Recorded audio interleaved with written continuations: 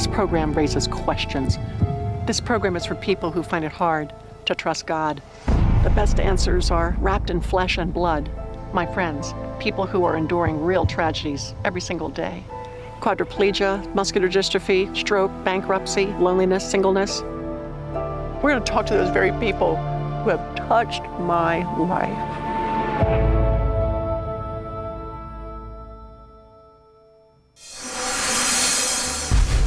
There were two people who could have saved Terri Schiavo, the husband and that original judge.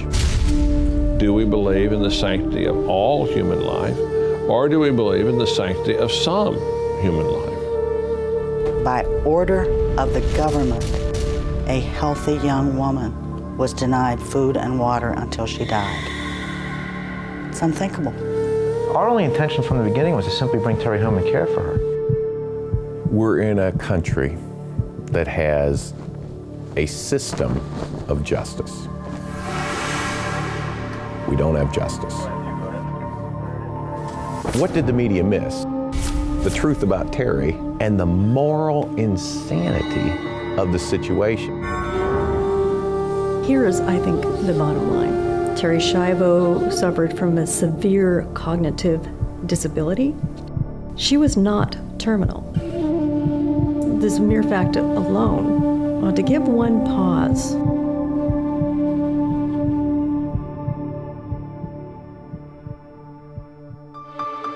In this very special two-part Joni and Friends, we are going to revisit a story that many of us think we already know, the story of Terri Schiavo. Though much has been said about this complicated legal battle over the death of this severely disabled woman, it remains confusing to many, and as a result, critical lessons have been lost. During the 14 years of Terri's disability, emotions ran high as a family's private struggle to save their loved one eventually came under the harsh glare of a worldwide media spotlight. The key is nobody wants to be disabled, but once you become impaired, it is amazing how precious life becomes. And as the Bible tells us time and again, God cares for and He nurtures life, no matter how damaged that life is, because we bear His image. Well, in this episode, we are going to go right to the heart of the story. You are going to meet the Schindler family and hear their candid, first-hand account of how and why they fought so hard to save Terri's life. And we will hear uncomfortable accounts of the horrific manner in which Terri died. We will hear from experts who will distinguish critically important issues from the hysteria surrounding the public debate, and we will dig deep beneath the media hype. We will try to shed light on the difficult but critical ethical issues Terri's case raised, issues that directly affect thousands of families affected by disability every day, and may be affecting yours right now. And lest we forget, at the center of this raging controversy that played out on television around the world in 2005 was a very real family wrestling the very real life and death questions of right and wrong in the eyes of God.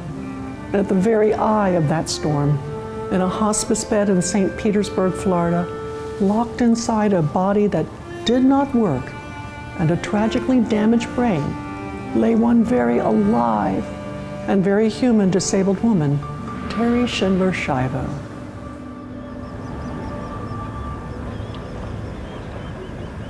We lived in the same apartment complex, and we would go out frequently. In fact, she had come over that evening. I had asked her if she wanted to go out with us, me and my roommate, and she said no, that she had been fighting with Michael all day and she was going to go home and wait for him to get home from work. Michael was in the restaurant business and he was a manager, so he would work nights. So I said okay, and she left. We were sleeping and the phone rang, and it was Michael. And he told Bob that something happened to Terri, that she fainted. And Bob said to him, "Did you call 911?" And he said, "No." He said, "Well, hang up right now and call." And I got a call from my father. I forget exactly what time it was, but it was early in the morning. and said to get over your sisters, something's happened. And when I got into the apartment, Terri was lying face down into the carpeting. And it was at that time the paramedics or the EMT, whoever it was, came through the door and started to attend to her, and that's when I realized just how serious the problem was. So he called us up and he said, Mom, Dad, you better get to the hospital. He said they just took Terri to the hospital. And when we got there, it was very bad. The first few days, it was touch and go. We didn't know whether Terri was going to live or not. From her collapse, she suffered a lack of oxygen to her brain and suffered profound brain injury. And she remained dependent on others for her care since that night. Does the new medicine require a new morality? Now, there are many new questions that have been raised by the new technology. What happens when a person becomes suddenly incapacitated and hasn't made their wishes known? What is a person? What defines personhood? When there is a family dispute, who should decide and what criteria should be used? I think those are the fundamental issues. Terri Schiavo, we know, had her nutrition and hydration withdrawn in March of '05, but there are many in her position right now. Well, how do we think about it? How do we think about them? Are they persons or are they not? For most of us who first met Terri Schiavo through TV news coverage, what we just saw is where her story begins. A mysterious fall, a stopped heart, and severe brain damage. But for Bob and Mary Schindler, the story began in Philadelphia, Pennsylvania on December 3rd, 1963, with the birth of their first daughter, Teresa Marie. Terri Schindler, the first of 3 children in this close-knit family. Well, when I got married, I knew I wanted as many kids as I could have, and I was a stay-at-home mom. My dad worked, however, he was home on the weekends, and he had a normal job. And my mother, though, was, she devoted her life to her children. She did not work outside the home, and everything revolved around us. She would be the one to drive us everywhere. We also belonged to a swim club, so in the summer, we would go to the swim club. We grew up in just a real typical, I guess you can describe it as a middle-class family. We're all very close. We went through the parochial school system. We had a lot of fun. We were very family-oriented. It was a happy time growing up for all of them, I think. This was one close family. Like the Bible says, children are a blessing from the Lord. And for the Schindlers, each of their 3 children were valued. I remember a lot of Terri and Bobby romping around together. They were very close in age, about 13 months apart, and I was always the little sister wanting to see what they were doing. What are you doing now? Can I play? She had an overwhelming compassion for animals. I don't ever remember her not having this love for animals. Her room was filled with stuffed animals. It was like my dad compared it to a zoo. She drew very well. She was an excellent artist, and she drew animals, of course, because that was her favorite. So she's very free spirit, very loving. She was very protective of her family, just had an overwhelming love for her grandparents.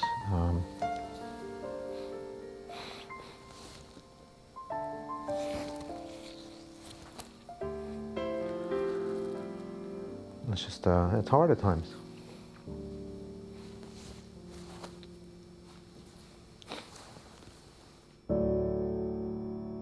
Terri was shy growing up. She wasn't real outgoing, outside of the family. Terri had a little weight problem, just a little, and I used to take her to the pediatrician, and he'd say, when she's ready, when she's ready, she'll tell you, and then I'll help, I'll help her, but not until. And when she graduated from high school, she said, Mom, I'd like to lose some weight. So we went to see the pediatrician, and he told her what to do, and she did. She had lost weight when she got into college and started to attract men, and Michael was the first person that asked her out, and she ended up marrying him.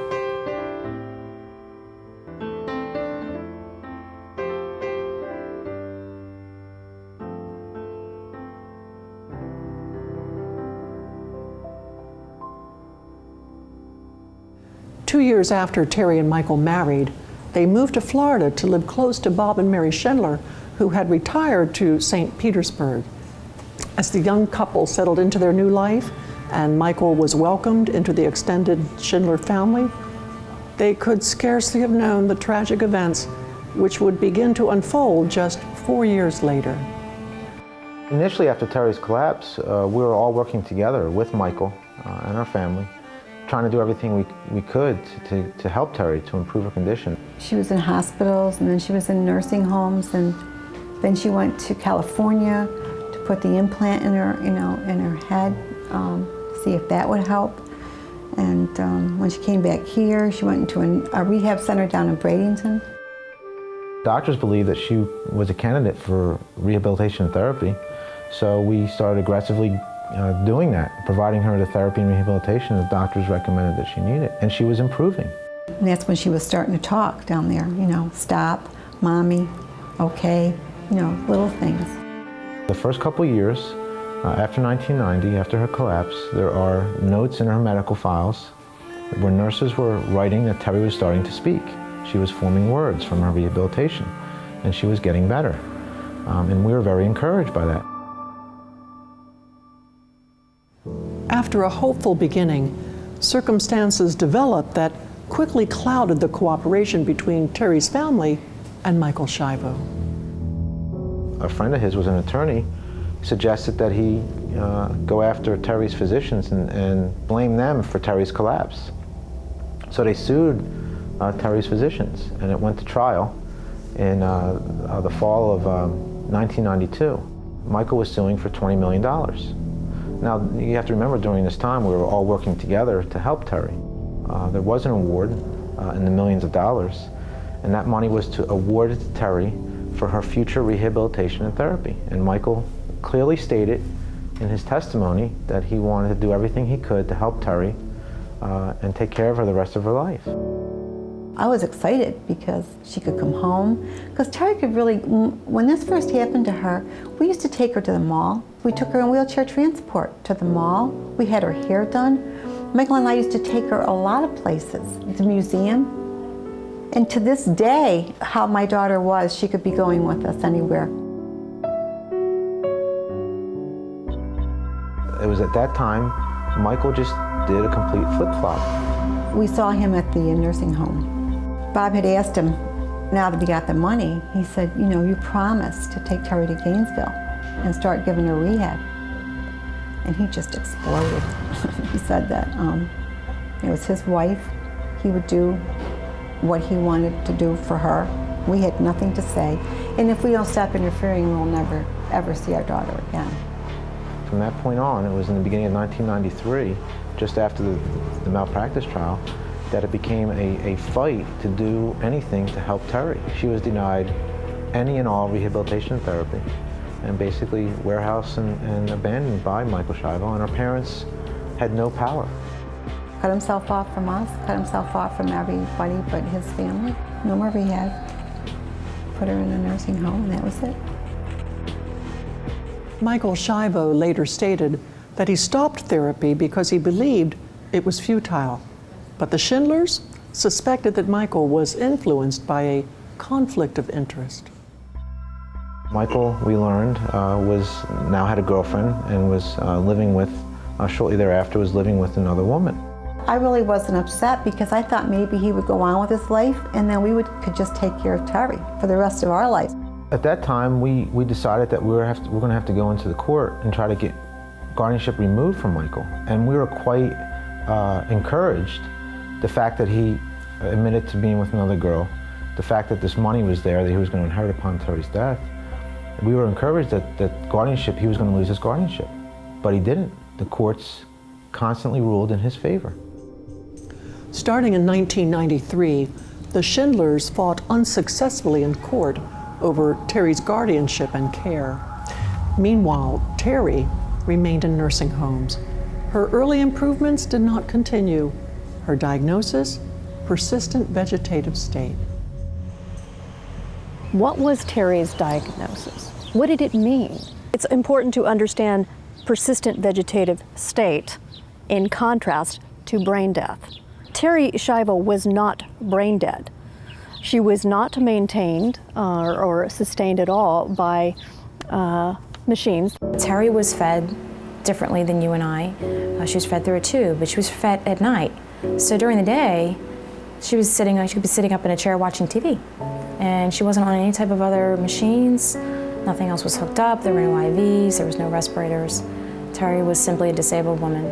Paul McHugh, a professor at Johns Hopkins, speaks about this. He says, PVS, persistent vegetative state, is not death hidden by machinery. Okay? It is life lived under altered neurological or mental circumstances. And the point he makes is that this distinction makes all the difference in the world for the doctors and nurses who care for those in a minimally conscious state. Terri normally was still.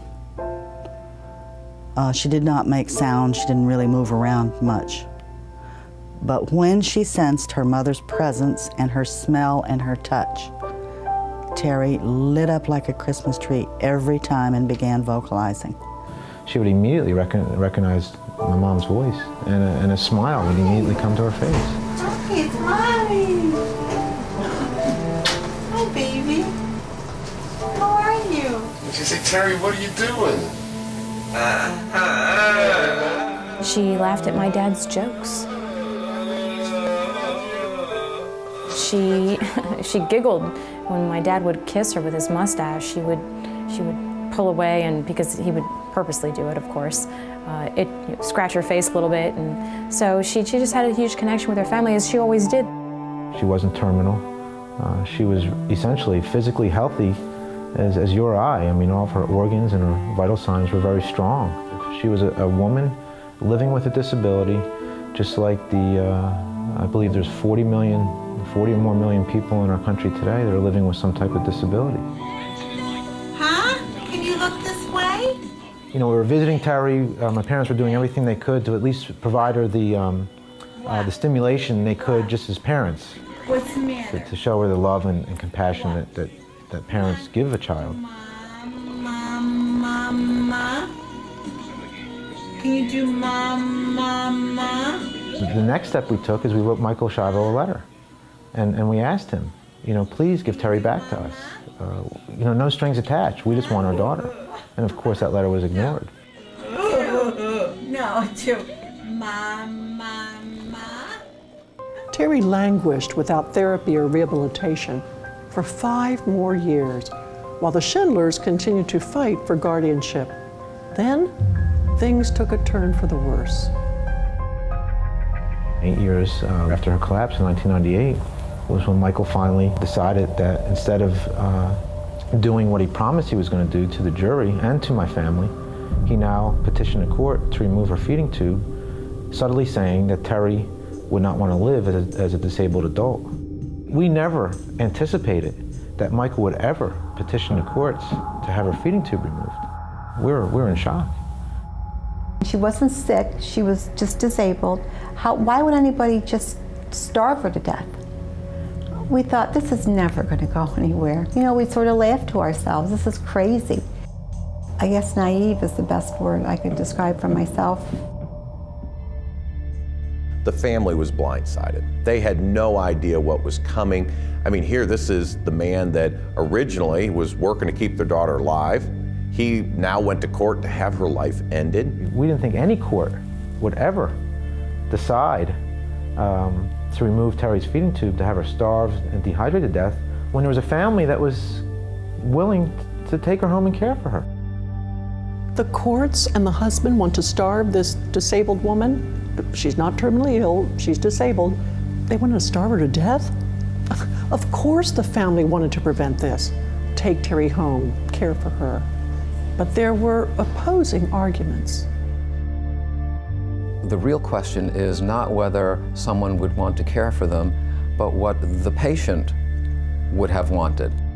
The reason this case was referred to me is that I argued in the late 80s, early 90s, Florida's landmark right to die case, in which the Florida Supreme Court basically said that people have a right to control their medical treatment. If they want something, they can have it, but if they don't want medical treatment, they can refuse it. It was very successfully argued to this judge, this trial judge, that Terri wanted to die even though she never left anything in writing. He had a trial, an evidentiary trial on that in early 2000, and came to the conclusion that Terri wanted to die.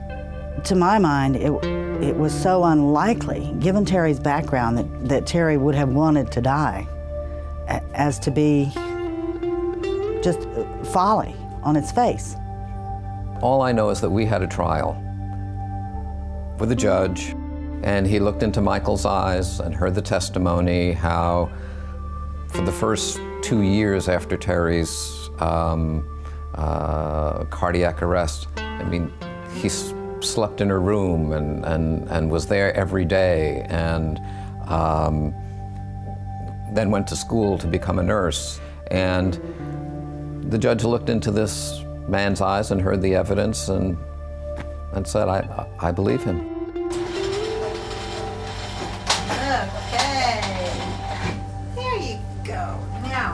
The judge ruled in his favor and said that Terri can be starved and dehydrated to death rather than go home so that she could live out her life under the care of her parents. If you sat down with most people, at least I believe, and said, look, if you were in a situation where basically your brain was gone, was destroyed, and you would have no consciousness, no awareness, would you want your physical body to be sustained indefinitely through a feeding tube, through a respirator, through medical treatment? I would say the overwhelming majority of people would answer no. I am offended by that. I find that objectionable. Because if you are looking at Terri, you are looking at me. And no one, certainly not me, wants to be disabled. But once you experience that accident, once you are disabled, you would be amazed at how quickly you change your mind. Life is that precious. I mean, watching those videos, Terri was connecting with her family. You saw it. I mean, she may not have been able to tell them, but her smile revealed joy just being with mom and dad and brother and sister. And that is what the courts refuse to acknowledge. Terri's right. Terri's God-given natural desire to live. And ought we today keep people alive who have been cognitively compromised to the point that they will never recover? Ought we consider someone like Terri Schiavo to be a person? Yes, on the surface, the argument was made that this was in accord with her wishes. But when you really begin to examine some of the arguments made by Philos and Michael Schiavo, you begin to see that this whole notion that she was no longer there. She was no longer a person. Her biography was over. Who would want to live this way? Don't be fooled. Don't be fooled by what the media has said, by the arguments of the courts that sounded so good and so right. You need to understand that Terri Schiavo was a person, regardless of her mental capacities, and that persons have rights, and persons ought not to be starved to death. She was not terminally ill, and this fact alone, if nothing else, ought to give one pause to think about whether she was treated in a way that reflected who she was as someone made in God's enduring image. I think people are selfish. I think they, including the judge, may think they don't want to live like that. So they impose their beliefs and their feelings on other people, because if I don't want to live like that, you must not want to live like that too. It's not fair, because nobody wants to live like that. Nobody wants to be disabled or have a serious brain injury. But what happens once they are living like that? That's when they need us the most.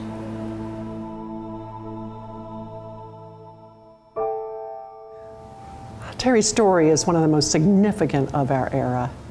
And just like her sister said, nobody wants to be disabled. It's not even credible to think that someone would choose to be starved or dehydrated to death. What we really need is to remember God is in control. He says in the Bible, choose life.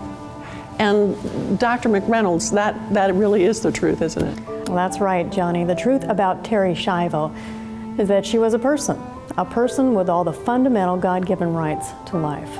And so let's keep our words true. People are not vegetables.